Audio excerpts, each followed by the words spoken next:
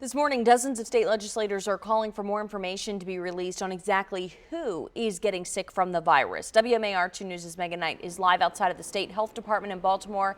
Megan, Delegate Nick Mosby in Baltimore is starting this push for more information. What is he looking for from this? Well, Ashley, he has concerns that the coronavirus may be disproportionately affecting minority communities. So Delegate Nick Mosby is calling for the state to release information so they can see if that's actually happening. He sent a letter to Governor Larry Hogan with the support of more than 80 other delegates, calling for this release of the data based on race and zip code in categories such as number of positive tests, number of hospitalizations, number of deaths from the virus, etc.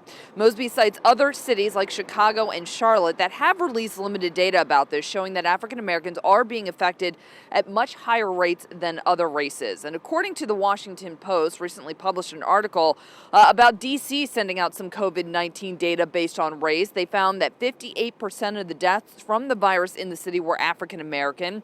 The Post says that D.C. health officials only knew the race of about half of those who have tested positive for the virus so far, and of that number, 6 out of 10 of them were African American.